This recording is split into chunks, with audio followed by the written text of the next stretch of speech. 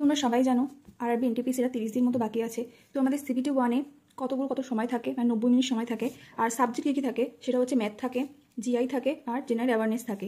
যদি ম্যাথে কটা কোয়েশ্চেন 30টা কোয়েশ্চেন দেয়, মার্কস কত থাকে 30ই থাকে। আর যদি বলে কোয়েশ্চেন জেনারেল জিআই থেকে মানে রিজনিং থেকে কটা থাকে 30টা থাকে আর মার্কসও 30টাই থাকে।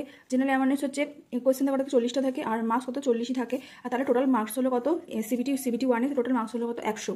ঠিক আছে, কোয়েশ্চেনও 100, মার্কসও 100ই থাকে। আর যদি সিবিটি 2 এর কথা বলি তাহলে সিবিটি 2 কী কী থাকে, সিবিটি সাবজেক্ট হতে থাকে হচ্ছে ম্যাথ থাকে, কোয়েশ্চেন কত 35টা থাকে আর মার্কসও 35ই থাকে।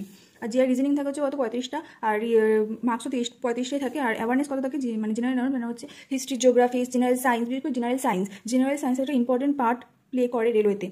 সেখানে 50টা কোয়েশ্চেন থাকে আর 50টা মার্কসও থাকে, মানে হচ্ছে 120তে মোট টোটাল সিবিটি 2টা হয়।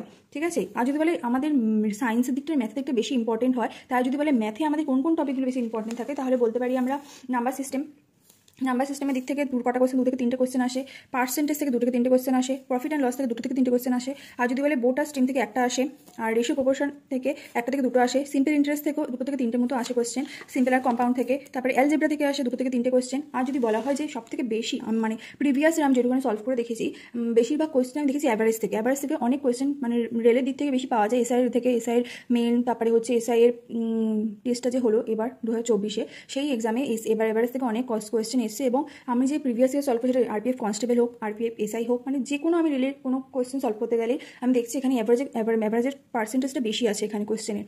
তো অ্যাভারেজ হচ্ছে স্টার মার্কস দিতে পারি আমরা অ্যাভারেজটা হচ্ছে মানে আসতে পারি 2 থেকে 3টে না, 3টে থেকে 4টে বলতেই পারি অ্যাভারেজ আসতে পারে।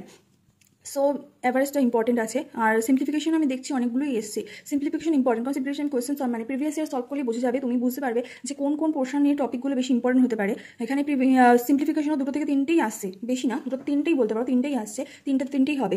আর হচ্ছে যদি বলা হয় যেখানে ট্রিগনোমেট্রি থেকেও মানে না আসার মতোই দেখছি, আমি প্রিভিয়াস ইয়ার সলভ করে দেখেছি ট্রিগনোমেট্রি থেকে বেশি আসছে না। কিন্তু এখন যে মানে রেলে যে লাস্ট এক্সামটা হয়েছিল 2019-এ হয়েছিল, এটা হচ্ছে 2025-এ হচ্ছে। তো এখানে কোয়েশ্চেনের প্যাটার্ন পুরোপুরি আলাদা থাকতে পারে।